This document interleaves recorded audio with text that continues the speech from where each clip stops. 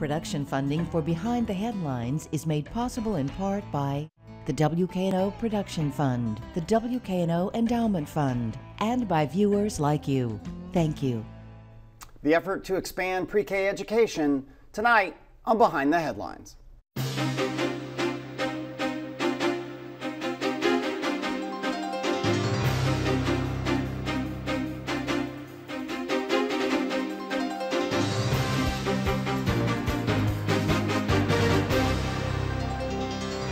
I'm Eric Barnes, publisher of the Memphis Daily News. Thanks for joining us.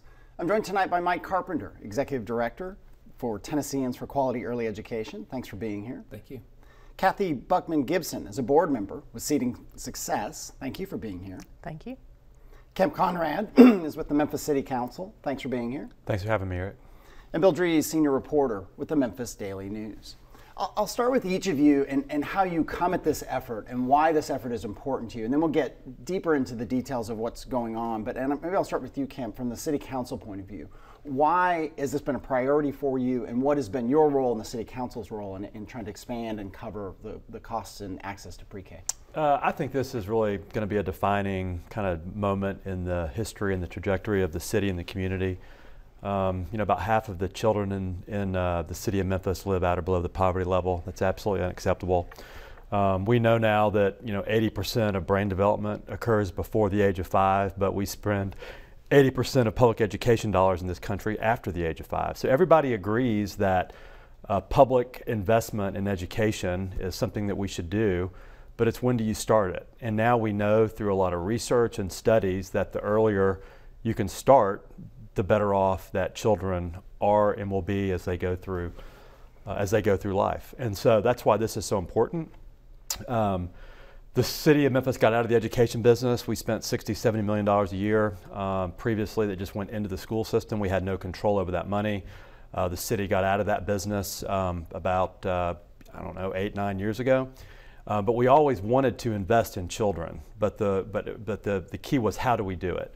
And so the thought really formalized about the best way we could do it. The biggest bang for our buck and our investment would be to invest in pre-K and to be a catalyst to bring Shelby County to the table and the school board and, of course, the great partners at Seeding for Success who have played a tremendous role in this effort, to be a catalyst to fund needs-based universal pre-K in the city. And so that's kind of where we are. The city has now done its contribution. We have approved the ordinance. Yeah, and why don't we hold that for now, and we'll get into the funding side of it, because there's funding from a lot of different directions. So we'll come to that. And you mentioned Seeding Success. What is, you are a board member with Seeding Success. What is Seeding Success, and why for you is it so important to volunteer your time and energy to make this happen? Well, Seeding Success is a nonprofit organization in our community that really works with various partners to look at that cradle to career system across that continuum to ensure that we've got in place the systems that we need, the resources that we need, so that our people can be successful in ultimately having productive jobs in our community. I've gotten involved in the early childhood piece of this. We were fortunate enough several years ago to develop an early childhood plan, education plan, that really covers from 0, when children are first born, to 8 years of age, which gets us to 3rd grade. And looking at that time frame within a child's life, and ensuring that they have in place the systems, the child care, the medical care when they first are born, the child care, and then education starting with pre-K and then on to kindergarten, 3rd grade, so that they, by 3rd grade, are going to read at 3rd grade level, which is critically important. All right, and Mike Carpenter, what the role of Tennesseans for Quality Early Education? You're more focused statewide, but obviously you're an organization, you are based here in Memphis. So talk about why this is important to you, what your organization is doing to try to solve this problem. Sure. So Tennesseans for Quality Early Education, we are a bipartisan advocacy organization that is statewide. We advocate for education policy from birth through 3rd grade, so that critical 3rd grade year Kathy just spoke of is the target. And so within that continuum of birth to 8 years old, pre-K is right there in the middle. And so pre-K is a very important building block for future learning, and it's it's an important part of what we are focused on in the state, especially around the quality of pre-K. What we know from studies here of Tennessee's voluntary pre-K program is that pre-K does work. It works, especially in terms of preparing children for kindergarten, being ready for kindergarten. Number two is we know that there is inconsistent quality across the state in terms of the quality of pre-K programs. So one of the things that we're very focused on is making sure that we have quality pre-K to offer. And then number three is that pre-K is not an inoculation against anything bad happening later on in terms of education, but it is a critical building block that we have to sustain. So we get kids ready for school, we get them into pre-K, quality pre-K, and then sustain that in kindergarten, first, second grade as they're reaching that in critical third grade reading level or reading mark. All right, Bill Drees.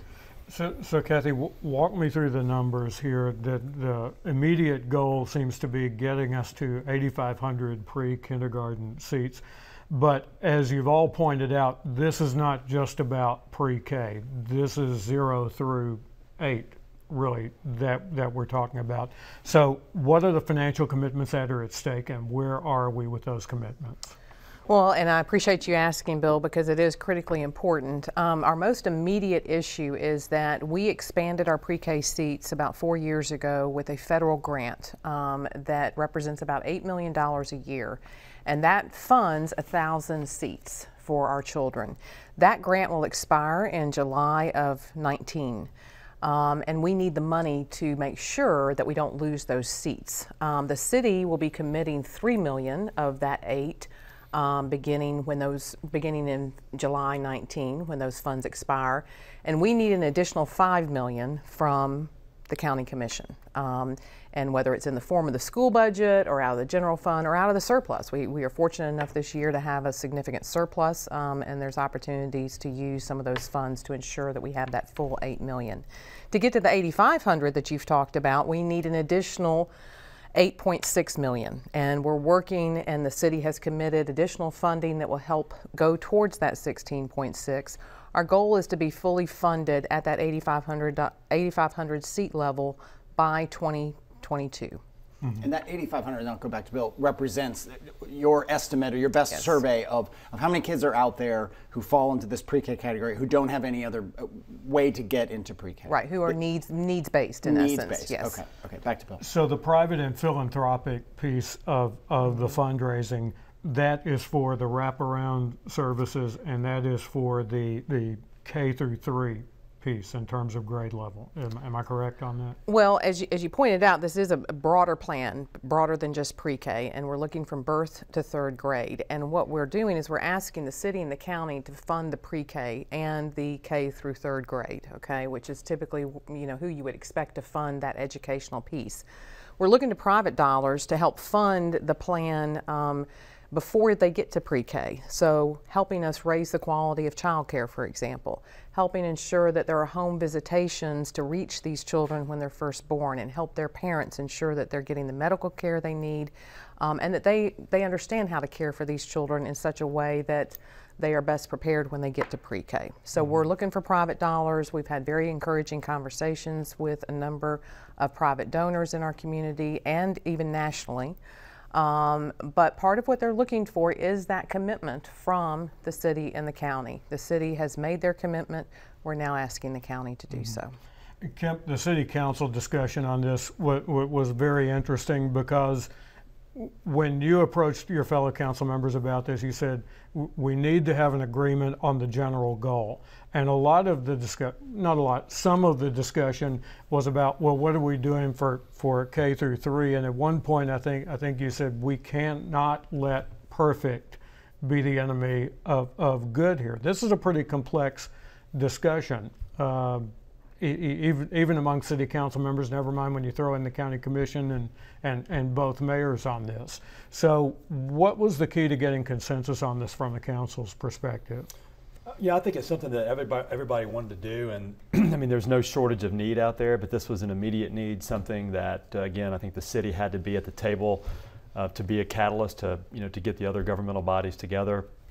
And so I just think it took a lot of just communication by a lot of the stakeholders, you know, Kathy, her team, Mike and the team, talking to people and just letting people know that we have limited resources, but this is where we could probably get the most bang for the buck from the pre-K standpoint. So that's why we went ahead, we got the resolution to make sure before we spent all the work and the effort it take to find the funding, to at least make sure from a policy standpoint that there were at least 7 votes on the council to get back into the education business, if you will. And so that's why we went through with a 2-step process with the resolution. We looked at various ways to find the money, and of course want to give a lot of recognition to the mayor and his team for actually coming up with a mechanism which we used, which is the lion's share of the funds is just taking, as pilots expire, that money would typically go back into the general fund, and we're taking a portion of that then to go into pre-K. Mm-hmm. And what was the final vote? Do you remember? I believe it was unanimous. Yeah. Yeah. And there were various concerns. You know, is it going to be high quality and this and that? And we worked hard to, you know, check all the boxes on those concerns. I want to point out one thing too.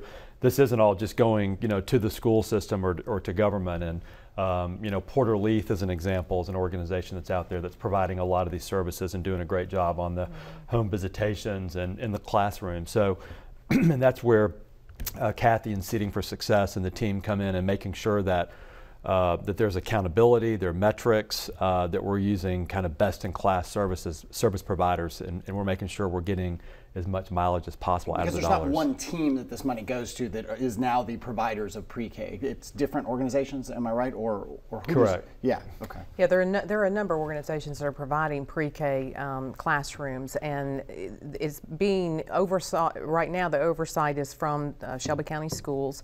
Porter Leith is providing a number of those classrooms, but a number of the municipalities also are offering pre-K classrooms. Bartlett is, Millington has a classroom. So it's a number of different organizations, and even some child cares have a pre-K classroom within their child care center. Bill.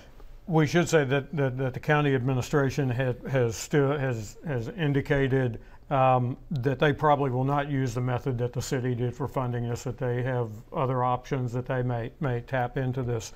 And we should say too that we are recording this a week ago from when it airs. So there's lots going on still. So go ahead, back to Bill.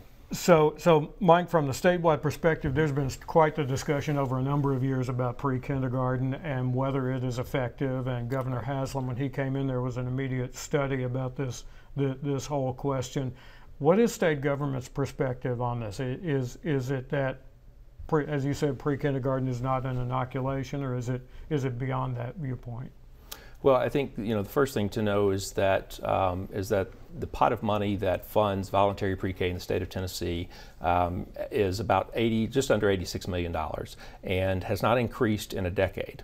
It hasn't decreased, but it hasn't increased. There's been no increase or expansion to provide the services to additional children. We're serving less than half of the eligible children right now in the state of Tennessee.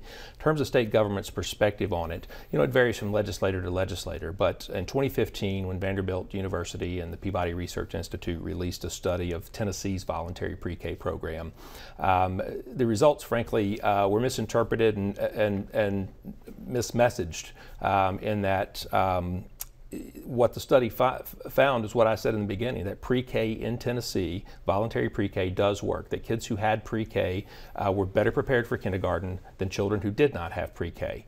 What the study also found, though, is that those kids who did not have pre-K caught up with the kids who did, and that both groups lost ground academically in grades 1 and 2. And so, so the real question for us as an organization statewide is what happened in K1 and 2 to lose those gains. And that's why we talk about pre-K as an essential building block, but you have to sustain that. So part of our work is what do we do before pre-K, as Kathy and Kemp have both pointed out, but also what do we do after pre-K to make sure they sustain those gains. And so we're looking at, right now, quality of instruction, working with the Department of Education in those classrooms. We're about to launch a study that'll do some observations of classrooms to determine if we've got the right curriculum, the right instruction, what's actually happening in the classroom that could be causing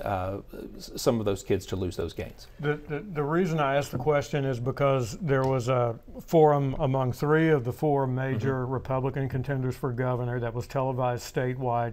And 3 of those candidates, without too much hesitation at all, Randy Boyd, Diane Black, and Bill Lee, each said they're opposed to universal pre-K. Does that make this harder? It does, and and I would say that we didn't hear them say that they were opposed, but that I think they used the term mixed results was a term I heard from a couple of candidates, and we quickly set them straight. Let me say that we have an ongoing dialogue with all the gubernatorial candidates, and we're neutral in that race, but we want to educate those candidates and make sure that they understand the value of early education. And so I think that that they have a better understanding now of the issues. But yes, it's we want a governor that supports pre-K as well as other early learning initiatives. But in addition to that, as the saying goes from the legislature, I mean, there's the governor proposes and the legislature disposes, and so the legislature is just as important to this effort as the governor is. Were you going to say something? Well, about that? I think a couple things. I think I don't know that you need a one-size-fits-all approach to the state, which is what I think some of the folks were saying at the debate there. But I think this is an example of how this community's come together to structure a program that we think is best for Memphis and Shelby County. Would we like to have more state funding? Absolutely. And I'll just say this. Listen, you can talk about this study or that study. It doesn't take a rocket science. You can go look at every CEO, affluent person in Memphis that has the means. They are sending their children to a pre-K program. I bet it's 90-something+%.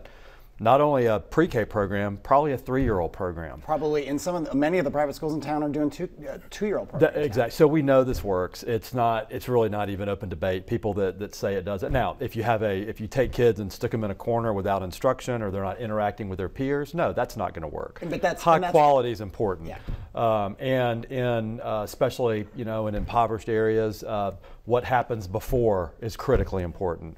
I would even say it's not just zero, it's prenatal. It's what happens to these children before they're born. And I think a great model of what this community is going to do now with this program is, if you look back to the infant mortality crisis we had when Governor Bredesen was there, what happened? The community got together, they put things in place, and we're doing a lot better there. And because of that, these children that are born healthier will do better in school because of that brain development, because it doesn't just start when you're born. So all these things go together. It's a continuum.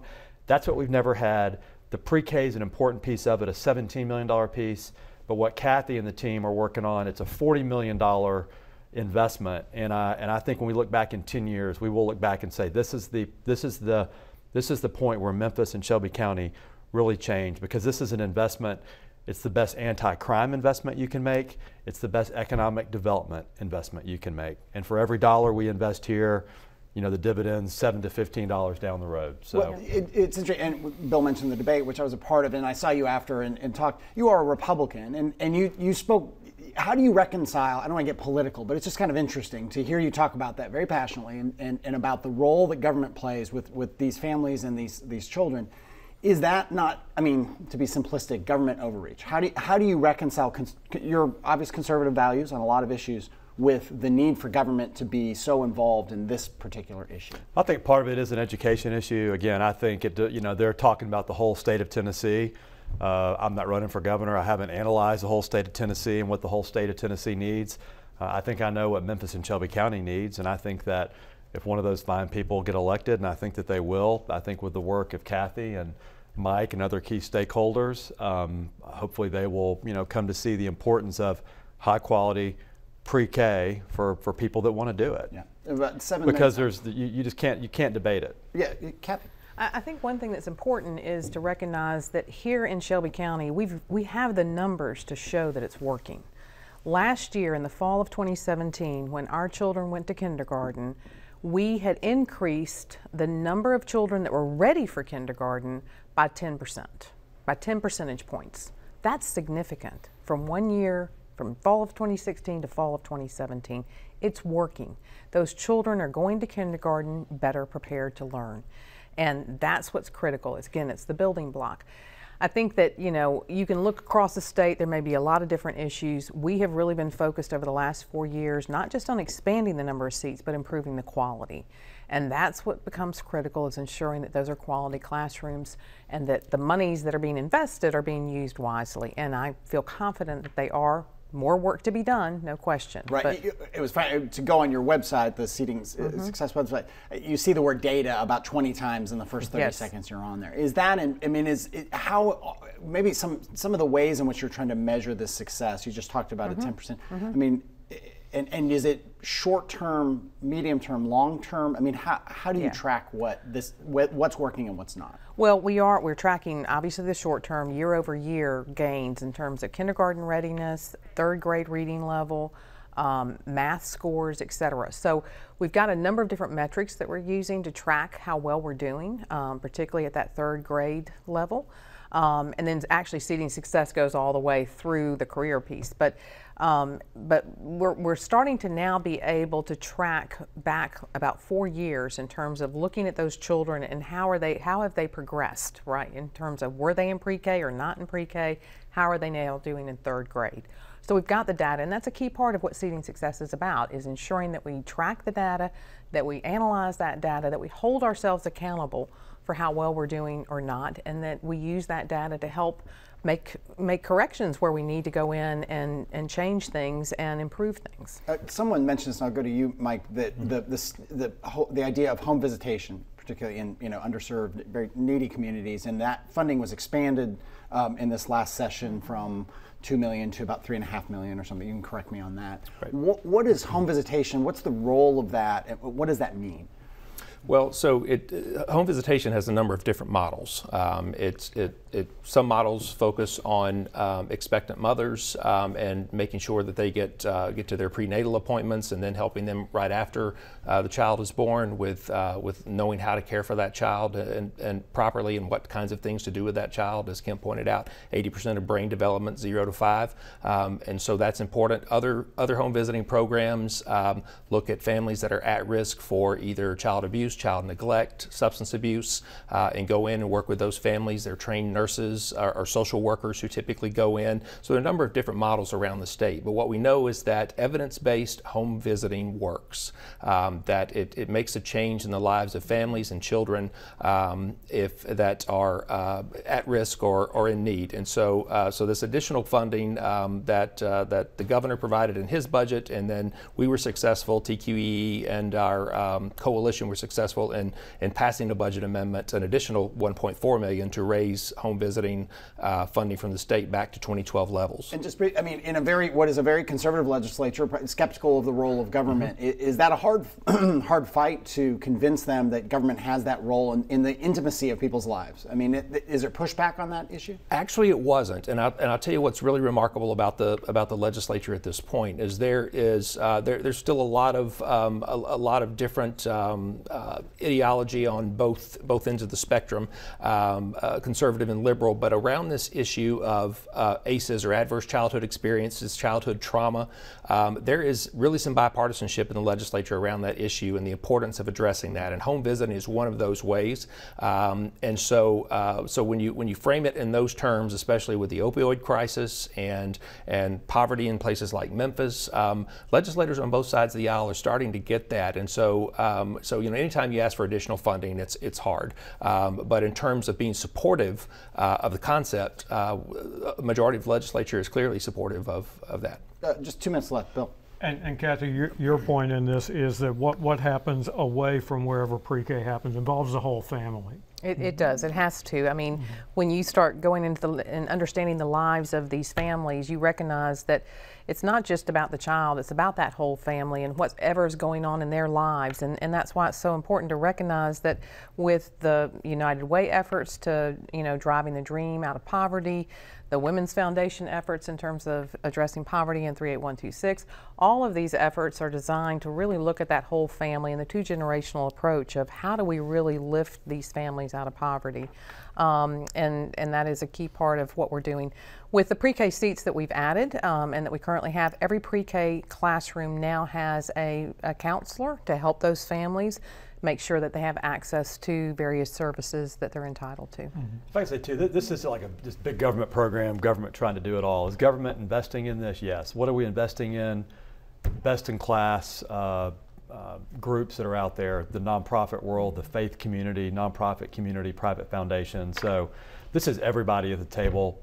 Government should definitely be at the table, but government isn't doing it all.